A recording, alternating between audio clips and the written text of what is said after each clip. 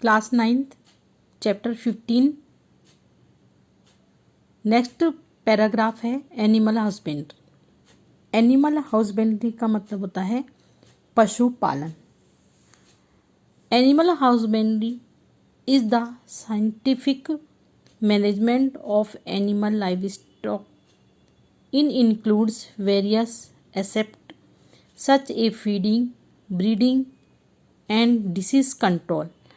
Animal based farming include cattle, goat, sheep, poultry and fish farming. As the population increase and as living standards increase, the demanded for milk, egg and meat is also going up. Also, the growing awareness of the need for human treatment is livestock has brought in new limitations in livestock farming. Thus, livestock production also needs to be improved. कि animal हाउसबेंड्री यानी कि पशुपालन, पशुधन की जो प्रबंधन होता है, मैनेजमेंट होता है, उसको पशुपालन कहते हैं। इसके अंतर्गत जैसे बहुत से कार्य आते हैं, जैसे फीडिंग यानी कि जैसे भोजन, ब्रीडिंग यानी प्रजनन और डिसीज कंट्रोल यानी कि रोग को नियंत्रण करना। तो अपनी जो पॉपुलेशन है वो इंक्रीज, मतलब जनसंख्या जो वृद्धि है और जो रहन सहन का जो स्तर है के वृद्धि के कारण जो अंडे, दूध तथा जो मांस होता है, मीट है, मिल्क है, एग्स है, ये इनकी जो खपत है, उनकी जो डिमांड है वो बढ़ रही है। तो इस पशुधन के लिए कि जो मानवीय व्यवहार के लिए जागरूकता होने के कारण पशुधन खेती में कई प्रकार की क्या आती है, परेशानियां आ गई हैं। तो इसलिए पशुधन उत्पादन बढ़ाने और उसमें सुधार की आवश्यकता होती है। नेक्स्ट पैराग्राफ है कैटल फार्मिंग यानी पशु कृषि। Cattle husbandry is done for two purpose, milk and draught, labor for agricultural work such as tilling, irrigation and carting. Indian cattle belong to two species, Bus indicus cow and Bos babilis buffalo. Milk producing female are called milk animal, dairy animal, while the one of used for farm labor are called draught animals. कि जो cattle हाउसबेंड्री यानी जो पशुपालन है उसके दो purpose हो सकते हैं, दो उद्देश्य होते हैं। एक तो दूध देने वाले और दूसरा कृषि कार्यों में, जैसे कि कृषि कार्य में जैसे कि टिलिंग यानी कि जुताई करना या हल चलाना, इरिगेशन यानी कि सिंचाई और कार्टिंग यानी बोझा ढोने वाले के लिए क्या करना है, पशुओं को पालना रहता है। अब जैसे जो काऊ है यानी कि जो गाय है, गाय वॉस इंडिकस और जो भैंस है वो वॉस बुवेलिस है। दूध देने वाली मादाओं को क्या करते हैं, दुधारू पशु कहते हैं, उनको डॉट एनिमल्स कहते हैं। Milk production depend to some extent on the duration of lactation period. Meaning of period of milk production after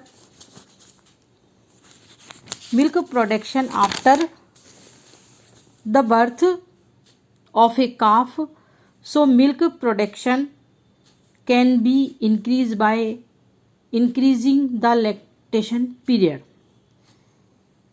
कि जो दूध उत्पादन और पशु के जो दुग्ध श्रवण काल पर कुछ सीमा पर निर्भर करता है, जिसका अर्थ है कि जो बच्चे के जन्म के पश्चात दूध का उत्पादन का समय काल और इस प्रकार जो दूध उत्पादन श्रवण काल को बढ़ाने के लिए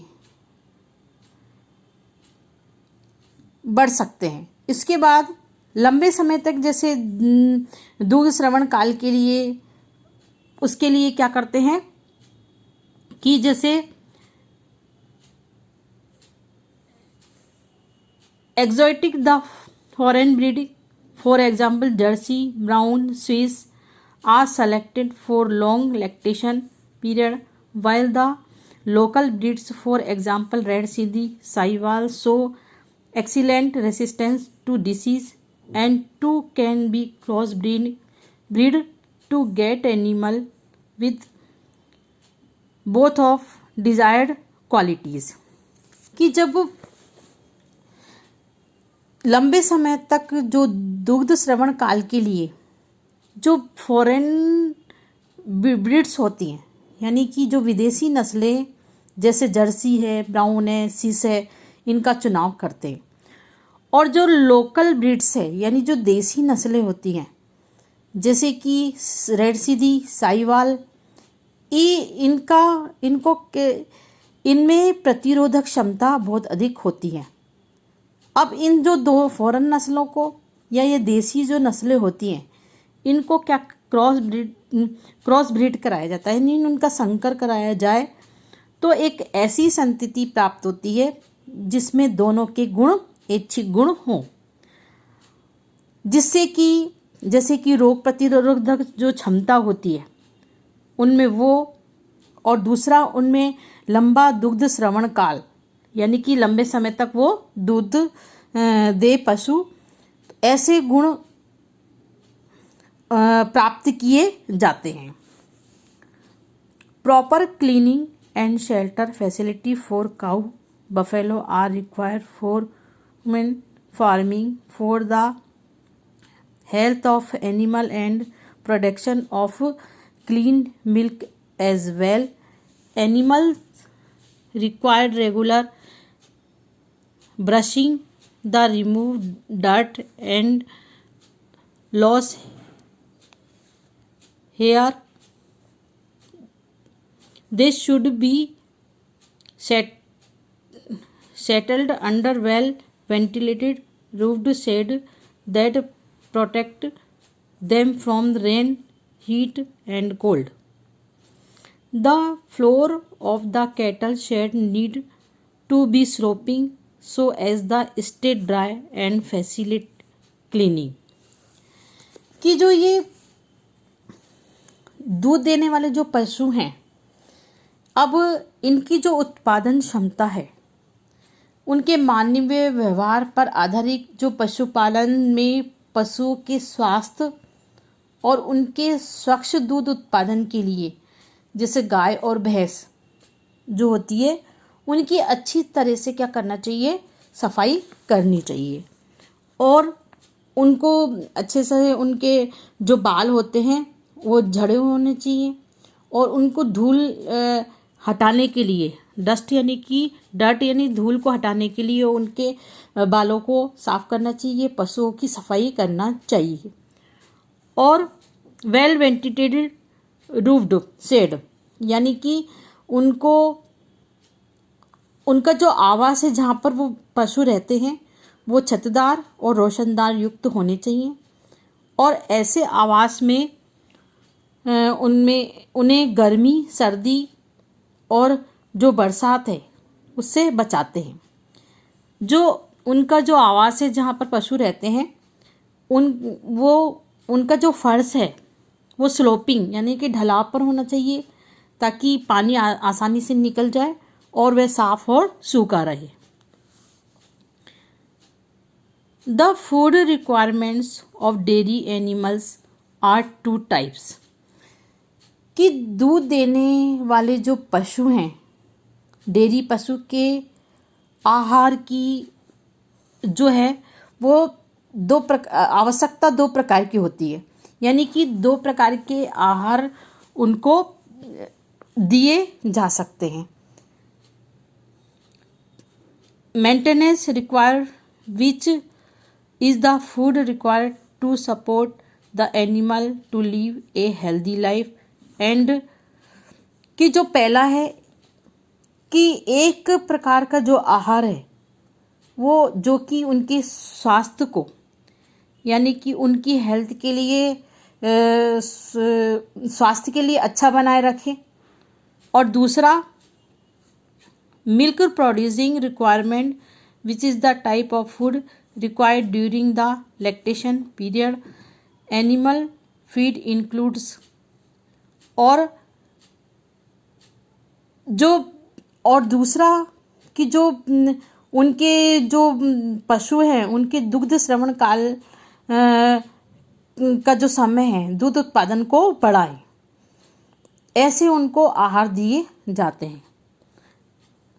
ए रबगेट which a largely fibre and the concentrate कि जो मोटा चारा, सब पहला आता है मोटा चारा जिसको रुशाक्स कहते हैं, और दूसरा होता है जिसमें प्राय रेशे होते हैं, और दूसरा होता है कॉन्सेंट्रेट्स मतलब सांद्र जिसमें कम रेशे होते हैं। और protein which are low fibre and content relatively high level of protein and other nutrients. और इसमें दो प्रकार के चारे जैसे कि मोटा चारा और जो कंसंट्रेट यानी सांद्र दिया जाता है जिसमें प्रोटीन और पोषक तत्व उसमें अधिक होते हैं। Cattle need balance nutrients containing all the nutrients and protein amounts.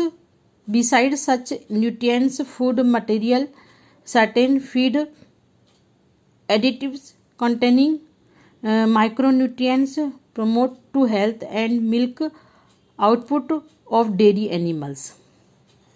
कि जो पशु हैं, अब इनको दो, अभी तक अपन ने पढ़ा था कि दो प्रकार के उनको आहार देने की आवश्यकता होती है। एक प्रकार का आहार जो कि उनको स्वास्थ्य को अच्छा रख सके, और दूसरा उनके जो दुग्ध श्रवण काल को बढ़ाए, मतलब कि जो दूध के उत्पादन को बढ़ाए।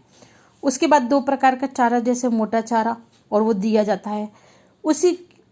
उसके अलावा पशुओं को एक जो बैलेंस डाइट होती है, संतुलित आहार जो होता है वो दिया जाता है, जिससे कि उचित मात्रा में उसमें क्या है, न्यूट्रिएंट्स हैं, पोषक तत्व हो, और इसके अलावा कुछ सूक्ष्म पोषक तत्व भी, माइक्रो न्यूट्रिएंट्स भी के जो पोषक तत्व है वो मिलाए जाते हैं, जो कि दुधारू पशु जो होते हैं वो स्वस्थ रहते हैं और क्या करते हैं, दूध के उत्पादन को बढ़ाते हैं। Cattle suffer from A number of disease. The disease beside causing death reduce milk production. A healthy animals feed regularly and has a normal posture. कि जो पशु हैं वो अनेक प्रकार के रोगों से क्या हो जाते हैं, ग्रसित हो सकते हैं, जिसके कारण उनकी क्या हो जाती है, दूध उत्पादन क्षमता में कमी आ जाती है और अथवा उनकी मृत्यु हो जाती है। A healthy animals feeds regularly and has a normal posture. The parasite of cattle may be both external parasite and internal parasite. और जो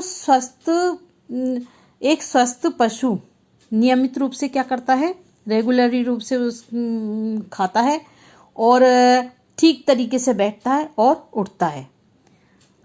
और जो कैटल यानी पशुओं में दो प्रकार के जो रोग हो सकते हैं, मतलब पशुओं में बाह्य परजीवी यानी कि एक्सटर्नल पैरासाइट और इंटरनल पैरासाइट यानी कि अंतर परजीवी जो होते हैं वो इनको प्रभावित करते हैं। The external parasite live on the skin. जो एक्सटर्नल पैरासाइट होता है वो इनकी स्किन यानी त्वचा पर ये रहते हैं। एंड माइनली काइज स्किन डिसीज, और ये क्या करते हैं, उनकी त्वचा की बीमारियों को बढ़ाते हैं। The internal parasite like worm affect stomach and intestine while fluke damage the liver. और इंटरनल पैरासाइट जो होते हैं यानी कि अंतर परजीवी जो होते हैं वो इनके अंतर परजीवी में जो होते हैं जैसे कि कीड़े होते हैं और अमाशय होते हैं, और आंत में जो फ्लूक होता है, पर्णकृमि जो होते हैं, ये लीवर को क्या करते हैं, प्रभावित करते हैं। ये वाले जो परजीवी होते हैं, पैरासाइट होते हैं, वो लीवर को प्रभावित करते हैं। और infection disease are also caused by bacteria and virus.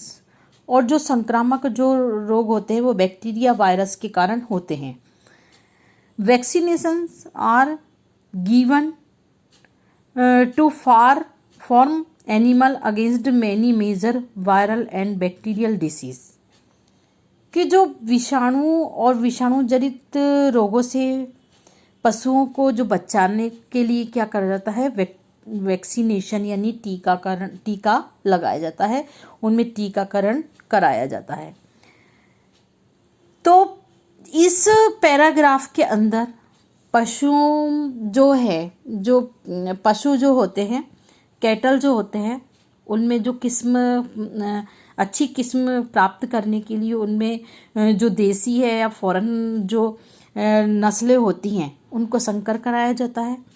उसके बाद उनकी जो आवास है, उनके जो हैबिटेट है, वो उनको साफ सुथरा रखा जाता है, हवादार रखा जाता है, और उनकी प्रॉपर जो सफाई है वो की जाती है। उनका जो दो प्रकार के उनका मेंटेनेंस किया जाता है, दो प्रकार से उनका आहार होता है।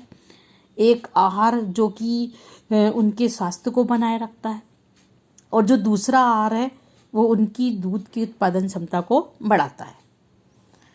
उसके बाद उनको दो प्रकार के चारे, जैसे कि मोटा चारा जिसको रुसाक्ष कहते हैं, जिसमें प्राय फाइबर यानी रेशे होते हैं, और जो दूसरा कंसंट्रेट यानी कि कम रेशे होते हैं, जिसमें प्रोटीन और अन्य पोषक तत्व अधिक होते हैं, जिससे उनके उचित मात्रा में पोषक तत्व प्राप्त हों, ऐसे उनको आहार दिए जाते हैं। और उसके अलावा उनमें भी कुछ माइक्रोन्यूट्रिएंट्स जो तत्व होते हैं वो दिए जाते हैं।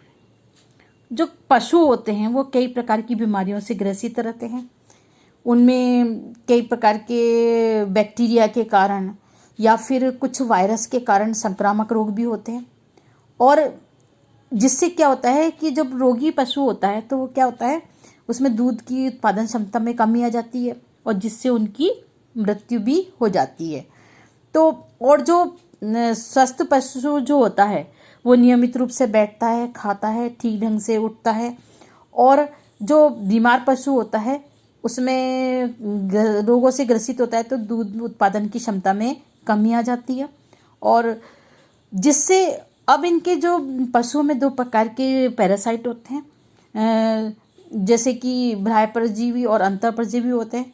जो एक्सटर्नल पैरासाइट जो होते हैं वो उनकी स्किन पर होते हैं, और जो इंटरनल पैरासाइट होते हैं वो इनके लीवर को प्रभावित करते हैं। तो इस तरीके से ये जो पशुओं को, हमको कैटल को किस तरीके से ध्यान रखना चाहिए, किस तरीके से उनका हैबिटेट होना चाहिए, किस तरीके से उनकी सफाई करनी चाहिए, किस तरीके से आहार देना चाहिए, और दूध उत्पादन क्षमता को बढ़ाने के लिए क्या करना चाहिए, बहुत से अनेक प्रकार के उपाय करने चाहिए। और उनके पशुओं के जो रोग हो जाते हैं उनको निवारण करने के लिए, या उनके संक्रामक रोगों को दूर करने के लिए, या फिर उनको क्या करना चाहिए, वैक्सीनेशन यानी कि टीकाकरण करवाना चाहिए। तो इस तरीके से जो आहार देना चाहिए, उनका प्रॉपर ट्रीटमेंट करना चाहिए, वैक्सीनेशन करना चाहिए। इसी प्रकार हम जैसे पशुओं को सुरक्षित रखेंगे तो हमको वो क्या करेंगे, अच्छे से दूध और जो दूध का अच्छा प्रोडक्शन होगा। तो इस तरीके से जो कैटल है पशुओं का ध्यान रखा जाता है।